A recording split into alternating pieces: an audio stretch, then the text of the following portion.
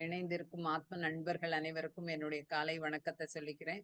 பிரபஞ்சத்திற்கு ஒரு நன்றி சொல்லிக்கலாம். நம்மளுடைய குரு பிதாமக பிரம்மரிஷி பத்ரிஜி அவர்களுக்கு நம் அனைவருடைய வணக்கத்தையும் நன்றியும் தெரிவிச்சுக்கலாம். எனக்கு இந்த வாய்ப்பு கொடுத்த குளோபல் புத்தா தியான பாடசாலைக்கும் உங்கள் அனைவருக்கும் மிகப்பெரிய நன்றிகள். இன்னைக்கு என்ன பார்க்கலாம் அப்படின்னு தோணுச்சுன்னா, பிரம்மச்சாரிணி துர்கா. ரொம்ப நல்லா நமக்கு அந்த பெண் சக்தி எப்படி இருக்கு, அந்த நமக்கு நம்மளுடைய அவங்க எப்படி பிரம்மச்சாரிணி துர்கா எந்த நிலையில இருந்து அந்த நிலைக்கு போனாங்க. இந்த மாதிரி நிறைய விஷயங்கள் கேட்கும்பொழுது நமக்கு ரொம்ப பிரமிப்பா இருக்கு. நம்ம இதுக்கு முன்னாடி நம்ம தியானத்திற்கு முன்னாடி துர்கை அப்படின்னு சொன்னா நம்ம என்ன பண்ணுவோம்? விளக்கேத்துவோம், பூஜை பண்ணுவோம். அதுக்கப்புறம் செவ்வாய்க்கிழமை போனா துர்கைக்கு பண்ணுவோம். இப்படிதான் நம்ம பண்ணிட்டு இருப்போம். அதுல எந்த ஒரு புரிதல் இருக்காது, ஒரு நம்பிக்கை. அது அவங்கவங்களோட தனி விருப்பம். ஏன்னா நம்மளும் அந்த நிலையில தான் இருந்தோம். இது ஒண்ணும் தவறு இல்ல. ஆனா அதுல இருக்க ஞானத்தை தெரிஞ்சுக்கிறது அப்படின்னு சொல்றது கண்டிப்பா நம்ம தியானத்திற்கு வந்ததற்கு பிறகுதான். அதனாலதான் நம்ம சொல்றது என்ன, தியானத்தினால் ஞானம் அப்படின்னு சொல்றோம். ஏன் சொல்றோம் அப்படின்ற ஒரு புரிதல் நமக்கே வருது இல்லையா? எப்பயுமே நம்ம நீ யோகியாக அர்ஜுனா அப்படின்னு தான் சொன்னாரு. அதனால நமக்கு நாமே யார் சொல்றதுனாலயும் கிடையாது. நமக்கு தியானம் பண்ணும்போது என்ன ஞானம் வந்தது அப்படின்னு சொல்லும் பொழுது கண்டிப்பாக இந்த சப்ஜெக்ட் எனக்கு ரொம்ப பிடிச்சிருந்தது. அதுதான் இன்னைக்கு உங்ககிட்ட ஷேர் பண்ணணும்னு நினைச்சேன். பிரம்மச்சாரிணி துர்கா அப்படின்னா, பிரம்மம் அப்படின்னா என்ன அப்படின்னு கேட்டா, பிரம்மச்சாரிணினா பிரம்மம் அப்படின்றது தெரியும். துர்கம் அப்படின்னா என்னன்னு கேட்டா ரகசியம். என்ன ரகசியம் அப்படின்னு சொன்னா, நம்மகிட்டயே ரகசியம் இருக்கு. நமக்குள்ளே இருக்கு. ஆனா இங்க இருக்கிறவங்க எல்லாருமே இறைவன்மார்கள். எல்லோருக்குள்ளும் இருக்கும் அந்த பிரம்மத்தில் இருக்கும் ரகசியத்தை நாம் தெரிந்து கொள்வதுதான் அப்படின்னு சொல்லிட்டு. தெரிந்து கொள்வது எப்படி தெரிஞ்சுப்போம் அப்படின்னு சொன்னா, கண்டிப்பாக தியானம் மூலியமாகத்தான் அதை நம்ம தெரிந்து கொள்வோம். தேவி அப்படின்னு சொன்னாலே பெண் சக்தி. நமக்கு எல்லாருக்கும் தெரியும் தேவி அப்படின்னா பெண் சக்தி அப்படின்னு.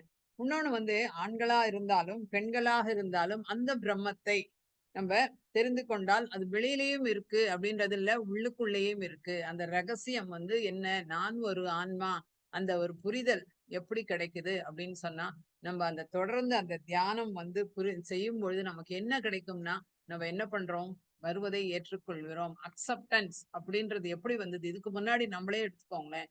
நம்ம தியானத்துக்கு முன்னாடி ஏதாவது அக்செப்ட் பண்ணிருப்போமா? யோசிச்சு பாருங்க. எத்தனையோ ஆர்கியூ பண்ணிருப்போம். எத்தனையோ வாக்குவாதங்கள் இருக்கும். நீ என்ன சொல்றது, நான் என்ன கேட்கறது, கண்டிப்பா அந்த நிலையில எல்லாரும் இருந்தோம். ஆனா இப்ப உண்மையிலேயே நினைச்சு என்னோட பர்சனல் லைஃபே நினைச்சு பார்ப்பேன் நானு. நிறைய இது இருக்கும். ஆனா இப்ப என்னன்னு கேட்டா, நம்ம தானே பிளான் பண்ணிட்டு வந்தோம் இந்த லைஃப். அப்ப சேலஞ்சஸ ஃபேஸ் பண்ணணும். இங்க என்ன கத்துக்கணும், இந்த ஜென்மால நம்ம என்ன புரிதல், ஒவ்வொரு விஷயங்களும் நமக்கு அந்த ஞானம். அப்ப நம்ம என்ன பண்ணுவோம்னா, அக்செப்டன்ஸ். இதுதான், இதுல இருந்து என்ன கத்துக்கிறோம், இந்த ஜென்மால என்ன கத்துக்க இந்த ஆன்மா வந்திருக்கு அப்படின்ற ஒரு புரிதல் தியானத்துக்கு அப்புறம் தான். அதனால இன்னொன்னு இந்த இந்த இது உடனே கிடைக்குமா அப்படின்னு சொன்னா, பெண்களுக்கு மட்டும் தான் கிடைக்குமா இந்த தியான சக்தி, இந்த தியானத்தினால அப்படின்னு சொல்லும் பொழுது எல்லோருக்கும் கிடைக்கும். எப்படின்னு சொன்னா, தியானத்தை தவம் போல். தவம் அப்படின்னு சொன்னாலே நிறைய நேரம் டைம் கிடைக்கும் போதெல்லாம் நம்ம பண்ணும்பொழுது அந்த தியானத்தினால நம்மளுடைய குணங்கள் மாறும். நிச்சயமாக அந்த அக்செப்டன்ஸ் அப்படின்றது வரும் அப்படின்னு தான். நம்மளை சுத்தி என்ன பண்ணிருப்போம்னா, நிறைய நம்மளை சுத்தி ஒரு கவர் பண்ணி இருக்கும் அப்படின்னு சொல்றாங்க. என்னன்னா, கர்மாக்கள், போன ஜென்ம கர்மாக்கள், 10 ஜென்மத்துக்கு முன்னாடி இருக்க கர்மாக்கள் எல்லாமே. அது வாசனாசனா அந்த போன ஜென்மாவோட வாசனை கொஞ்சம் இருக்கும். நம்ம அதெல்லாம் இருக்கும். ஆனா அது எல்லாத்தையுமே உடைச்செறிஞ்சு, நமக்கு நமக்குள்ளுக்குள்ள இருக்க அத்தனையும் உடைச்செறிஞ்சு, நமக்கு ஒரு தெளிவு பிறக்கும். நம்மளுக்கு ஒரு ஞானம் வரும் அப்படின்னு சொன்னா, நம்ம அந்த தியானத்தினால் மட்டும்தான். இப்ப நம்ம வெளியில வந்தோம்னா, நம்ம அத்தனை பேரும் பிரம்மச்சாரிணி துர்கா தான் கண்டிப்பாக. இது என்ன பிரம்மச்சாரிணி துர்கா அப்படின்னு சொன்னா, நமக்கு தெரியும் எல்லாமே, இந்த கதைகள் நமக்கு தெரியும். தட்சன் நமக்கு தெரியும். பார்வதியோட அப்பா தட்சன் ஒரு யாகம் பண்றார். யாகம் பண்ணும் பொழுது அவருடைய மகளை அழைக்கவில்லை. ஆனா என்னன்னு கேட்டா, அப்ப அவன் அந்த இதுல அந்த பார்வதி பேரு சதிதேவி. இந்த சதிதேவி என்ன பண்றாங்கன்னா, நான் போகணும், அந்த யாகத்திற்கு நான் போகணும் அப்படின்னு சொல்றாங்க. சொல்லும் பொழுது சிவன் என்ன சொல்றாருன்னா, உன்னை கூப்பிடல, சொந்த மகள் உன்னை கூப்பிடல, என்னையும் கூப்பிடல, நீ போக கூடாது அப்படின்றாரு.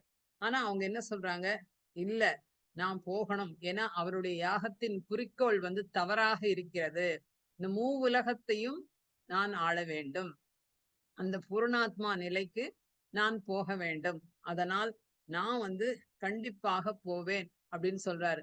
இதுல இருந்து யோசிச்சுக்கோங்க. ஏன் மத்தவங்களுக்காக அவங்க எதுக்கு போறாங்க? உலகத்துல இருக்கிறவங்களுக்கெல்லாம் நல்லா இருக்கணும். லோகக்ஷேமத்திற்காக.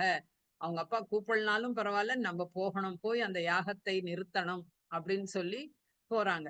போம்போது தக்ஷன் கேட்கிறாரு, "உன்ன கூப்பிடவே இல்லையே! அழையாத விருந்தாளியாக ஏன் வந்த?" அப்படின்னு கேட்கிறார். "நீ கூப்பிடனாலும் பரவால்ல. நீங்கள் வந்து செய்வது தவறு." அப்படின்னு சுட்டி காட்டுறாங்க. அவரு கேட்பதாகவே இல்லை. அப்ப என்ன யோசிக்கிறாங்கன்னா, தெரியும் இல்லையா? நமக்கு ஏதாவது ஒரு கெடுதல் நடந்தால், அந்த நல்ல விஷயங்கள் நிறுத்திருவாங்கன்றது நமக்கு தெரியும். அது சதிதேவிக்கு தெரிஞ்சு என்ன பண்றாங்க? அந்த யாகத்துல குதிச்சிடுறாங்க. குதிச்ச உடனே யாகம் நின்று போயிற்று. யோசிச்சு பாருங்க, லோகக்ஷேமத்திற்காக தன்னையே அழித்துக் கொண்டாள். ஏன்னு கேட்டா, நமக்கு அடுத்த ஜென்மால நம்மளால இதுலேருந்து நம்ம அடுத்த ஜென்மால நம்ம வந்து நம்ம நல்ல ஒரு அம்மா அப்பாக்கு பிறக்க வேண்டும் அப்படின்னு சொல்ற ஒரு இதோட இந்த இதுல முடிஞ்சது அப்படின்னு சொல்லி. அப்ப நம்ம யோசிச்சு பாருங்க. இதுலேருந்து என்ன தெரியுதுன்னா, புனர்ஜென்மம் அப்படின்றது ஒன்று இருக்கிறது. அப்படின்ற இது இது எல்லாமே நமக்கு உணர்த்துவதற்காகத்தான் இது எல்லாமே நம்ம இந்த கதைகள்ல வரும் விஷயங்கள் எல்லாமே நமக்கு உணர்த்துவதற்காகத்தான் அப்படின்னு. சரி குதிச்சிடுறாங்க. குதிச்ச உடனே என்ன ஆயிடுது? அவங்க இறந்து போன உடனே சிவனுக்கு வந்து ரொம்ப ரொம்ப ரொம்ப ஏகத்துக்கு லவ், ஏகத்துக்கு அஃபெக்ஷன், ஏகத்துக்கு இது உண்டு பார்வதி மேல. அவரால ஏத்துக்கவே முடியல. ஆனால் அவர் என்ன பண்றாரு? அந்த உடம்ப வந்து நல்ல ஒரு பாயில சுருட்டி எடுத்துக்கிட்டு போறாரு. ஒவ்வொருத்தர்கிட்ட போகும்பொழுது அவருடைய உடம்பில் இருந்து உதிர்ந்த பாகங்கள் அத்தனையும் ஒரு சக்தி பீடங்களாக உருவெடுத்தது. போகும்பொழுது என்னன்னு கேட்டா, அவராலேயே முடியும். ஆனா அவர் அந்த நிலையில் இல்லை. அப்படியே போறாரு. காப்பாத்தணும்னு சொல்லி ஒரு முனிவர் கிட்ட போறாரு. காப்பாத்தணும் அப்படிங்கும்போது அவர் என்ன சொல்றாருன்னா, அந்த ஆன்மா போவதற்கு முடிவு செய்து விட்டது. ஒன்றும் செய்ய முடியாதுன்னு சொன்ன உடனே சிவன் என்ன பண்ணிடுறாரு, ரொம்ப தாங்க முடியாத வருத்தத்துல தியான நிலைக்கு போய் சமாதி நிலைக்கு போயிடுறாரு. சமாதி நிலைக்கு போன உடனே அவருடைய வேலைகள் எல்லாம் நின்று போயின. சிவனுக்கு எவ்வளவு பெரிய எவ்வளவு விஷயங்கள் இருக்கு. எல்லாம் நின்னு போன உடனே என்ன ஆச்சுன்னு சொன்னா, எந்த ஒரு வேலையும் நின்னு போச்சு. அப்ப வந்து என்னன்னு கேட்டா, பார்வதி சதிதேவி வந்து அவங்களுக்கு வந்து நல்ல ஒரு அம்மா, அப்பாக்கு பிறக்கணும். இது ஒரு பக்கம் இருக்கட்டும். பிறக்கணும்னு சொல்லும் பொழுது, அடுத்த ஜென்மால ஹிமவந்தன் மேனகா அப்படின்ற அவங்களுக்கு வந்து மகளாக பிறந்தாள். அப்போ அந்த ஜென்மால அவங்க பேரு பார்வதி. ஆனா சின்ன வயசுல இருந்தே என்னன்னு கேட்டா, சிவன கல்யாணம் பண்ணிக்கணும். சிவன கல்யாணம் பண்ணிக்கணும். இது ஒன்றே தான் அவருடைய குறிக்கோளாக இருந்தது. அப்போ வந்து இதுல வந்து நம்ம என்ன பண்ணலாம்னா, ரொம்ப ஆராய்ச்சி செய்ய வேண்டாம். என்ன இது? என்னன்னு நம்மளுடைய கருத்துக்கள் மட்டும் எடுத்துப்போம். ஏன்னா, நமக்கு வந்து புராண கதைகளுக்குள்ள போய் ரொம்ப அத டிஸ்டர்ப் பண்ணி, அத நெறைய இதெல்லாம் வாங்கிக்கணும்ன்றது கட்டாயம் கிடையாது. அப்போ என்ன பண்ணுவாங்க அப்படின்னு சொல்லும்பொழுது, அப்ப பார்வதியாக இருக்கும்பொழுது, தாரகாசுரன் அப்படின்ற ஒரு அரக்கன் என்ன பண்ணாருன்னு சொன்னா, பிரம்மாவை பார்க்கணும் அப்படின்னு சொல்லிட்டு நெறைய நெறைய நெறைய தவம் இருக்காரு.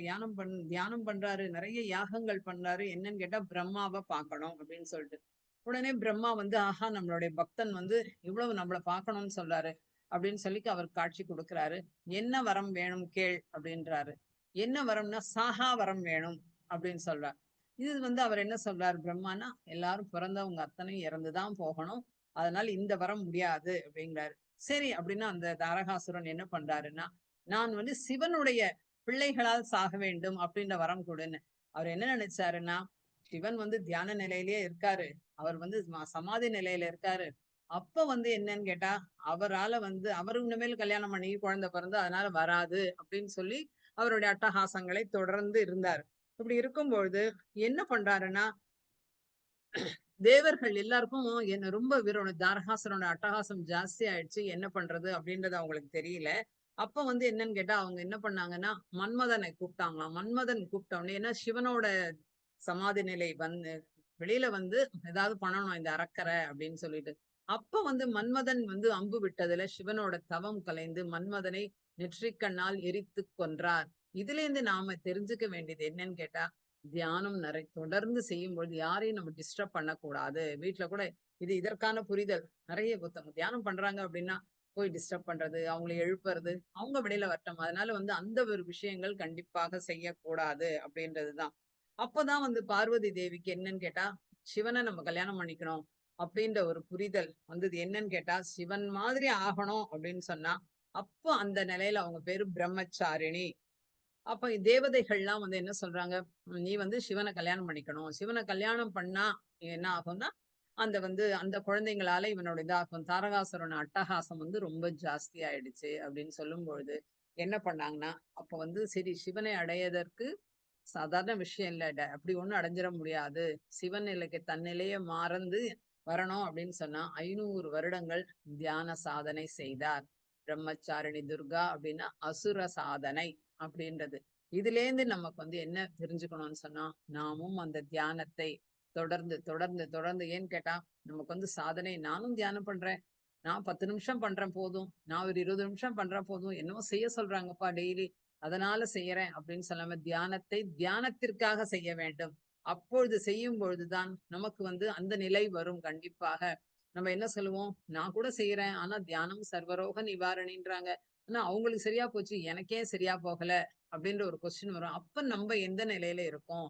தியான ஸ்திதினா அந்த பிரம்மச்சாரிணி அசுர சாதனை செஞ்சுதான் சிவனை அடைஞ்சார் அப்படின்னு சொல்லும்பொழுது, நம்ம ஆன்மா அப்படின்ற எப்ப தெரிஞ்சுக்கிறது? எப்படி நமக்கு ஞானம் வர்றது? அப்படின்னு சொன்னா, நம்ம தொடர்ந்து இந்த தியானத்தை தவம் மாரி செய்யணும். அசுர சாதனை கண்டிப்பாக செய்யணும். ஆனா நான் தியானம் செய்றேன், வீட்டெல்லாம் கவனிக்க மாட்டேன் அப்படின்றது கண்டிப்பாக கிடையாது. ஏன்னா சம்சாரத்தில் நிர்வாணம். நம்மளுடைய குடும்பத்தில் தான் அத்தனை பாடங்களும் கத்துக்கொள்ளணும். அதனால என்ன பண்ணணும்னா ஒரு பேலன்ஸா ஏன்னு கேட்டா, எல்லாமே நிஜம்.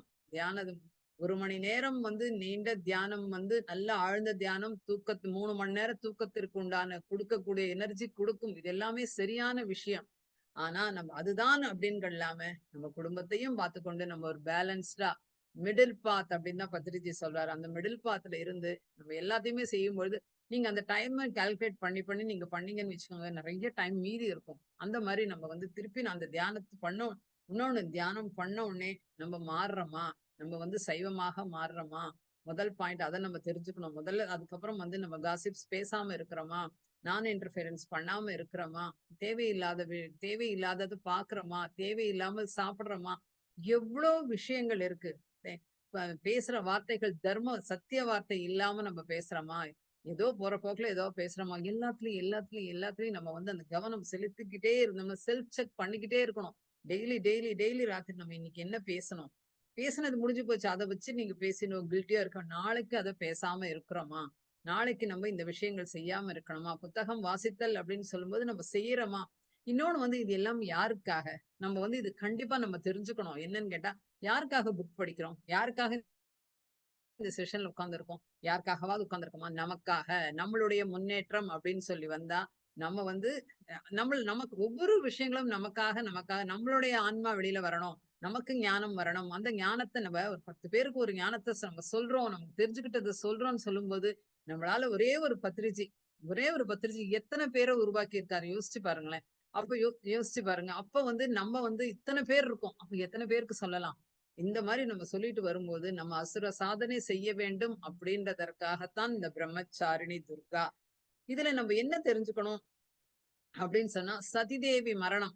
சதிதேவி மரணம்ன்றது லோகக்ஷேமத்திற்காக. இதனால நம்ம எப்பயுமே சுயநலம் இல்லாமல், அவர் ஏதோ செஞ்சுட்டு போறாருப்பா யாகம். நமக்கு என்ன வந்தது? நம்ம நல்லா தானே இருக்கோம். யார் எப்படி போனா என்ன? அப்படின்றது இல்லாம, நம்ம ஒரு பொது நலமாக நம்ம செய்யணும் அப்படின்றத உணர்த்துவதற்காகத்தான், நம்மை நாமே பொது நலத்திற்காக அர்ப்பணம் நீங்க யோசிச்சு பாருங்களேன். மதர் தெரசாவும், காந்தியடிகளும் அவங்களுக்கு என்ன பண்ணிக்கிட்டாங்க? ஆனா யோசிச்சு பாருங்க உலகத்துக்கு இன்னைக்கும் மகாத்மா ஆத்மா வேறு அந்த உன்னத நிலையில் போனதுக்கு தான் பேரு தான் மகாத்மா. அப்ப மகாத்மா காந்தியடிகள் அப்படின்னு சொல்றோம். நாமும் மகாத்மாவாக கண்டிப்பாக மாற வேண்டும். ஒவ்வொரு நிலையில் இருந்து தியானம் மட்டும் செஞ்சா தியானி நிறைய செஞ்சா அந்த மாதிரி ஒவ்வொரு விஷயங்கள் நம்ம மாறி நம்மளும் மகாத்மாவாக மாற முடியும். அதனால பொது நலம் செய்யணும் அப்படின்றது உணர்த்ததுக்கு தான் இந்த சதிதேவி மரணம் அப்படின்றது. பிறகு என்னன்னு கேட்டா, சதிதேவி பார்வதியாக பிறப்பது எதை உணர்த்துவது அப்படின்னு சொன்னா, நமக்கு புனர்ஜென்மம் ஒண்ணு இருக்கு. கண்டிப்பாக அந்த புனர்ஜென்ம சித்தாந்தம் அப்படின்றது இருக்கு. அப்ப புனர்ஜென்மத்துக்கு நம்ம என்ன பண்ணணும்? இந்த ஜென்மா கடைசி ஜென்மமாக இருக்கணும் அப்படின்ற ஒரு வந்ததுன்னு சொன்னா, நமக்கு என்ன பண்ணணும்னா, இந்த ஜென்மாலயே கர்மாவை குறைப்போம். கர்மாவை குறைக்க ஆரம்பிச்சுப்போம். சரி நல்ல விஷயங்கள் செய்வோம். நம்ம தியானத்துக்கு வந்துட்டோம். தியானத்த சொல்லி தரமா? ஒரு விஷயம் நம்ம நம்ம தெரிஞ்சத சொல்றோமா? இன்னொன்னு தியானத்தையே நம்ம ரெகுலரா பண்றோமா? ஒரு நாள் தவறாம. கிடைச்சாச்சு நல்ல விஷயம். இன்னைக்கு இந்த தியானத்த நான் இனிமேல் நான் விட மாட்டேன் லைஃப் டைம்ல அப்படின்னு நம்ம ஒரு புரிதலுக்கு கொண்டு வரோமா? அந்த தியானத்திற்காக செய்யறோமா அப்படின்னு சொல்லி ஏன் அவங்களுக்கு அந்த எக்ஸ்பீரியன்ஸ் வந்தது, எனக்கு ஏன் வரல, அவங்களுக்கு அப்படிலாம் வந்ததுன்னு சொல்றாங்களே, எதுவுமே நமக்கு தேவையில்லை. தியானம் பண்ணதற்கு அப்புறமும் நமக்கு ஏதாவது கர்மா உடல் வலி ஏதாவது உபாதைகள் வந்தது அப்படின்னு சொன்னா, பூர்வ ஜென்ம ஹிருதம் பாப்பம் வியாதி ரூபேன பீட்டியதே அப்படிம்பாங்க. போன ஜென்ம கர்மாக்கள்.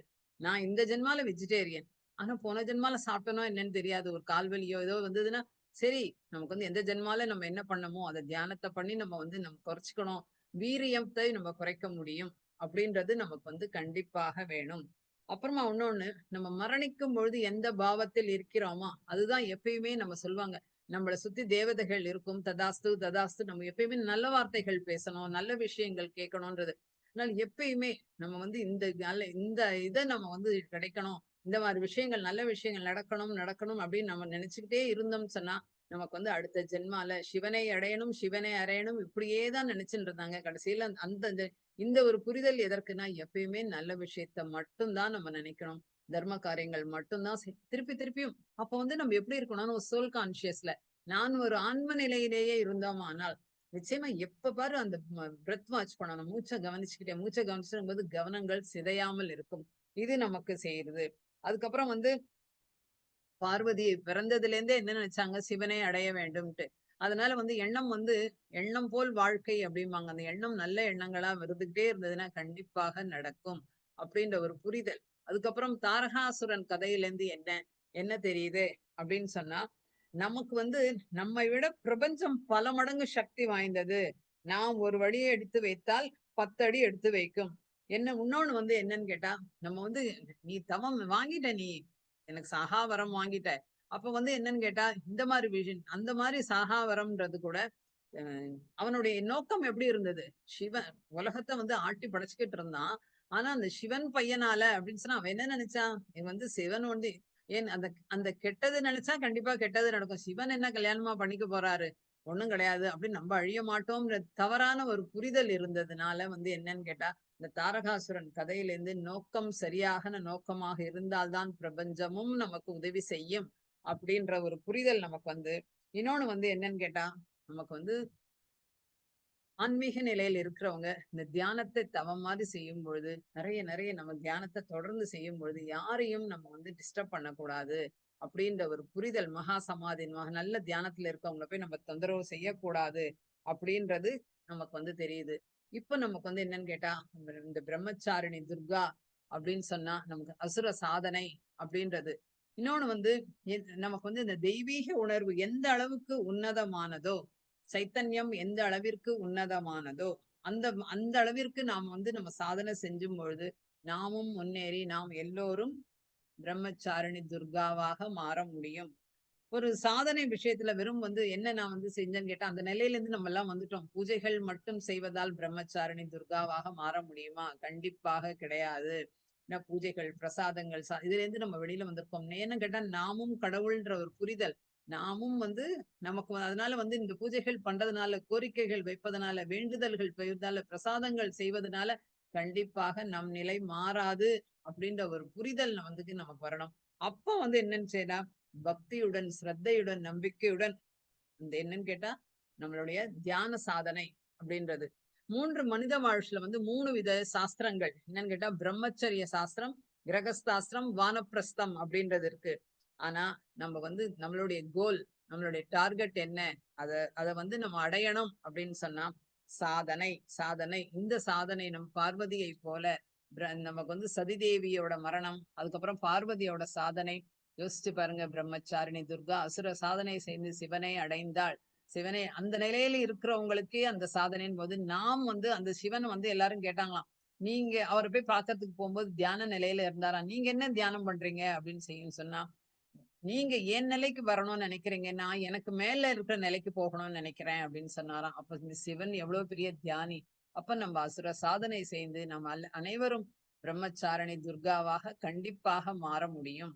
அப்படின்றது ஒரு உறுதியான ஒரு விஷயம். இதுதான் இன்னைக்கு ஷேர் பண்ணணும்னு நினைச்சேன். வாய்ப்பு கொடுத்ததற்கு மிக்க நன்றி.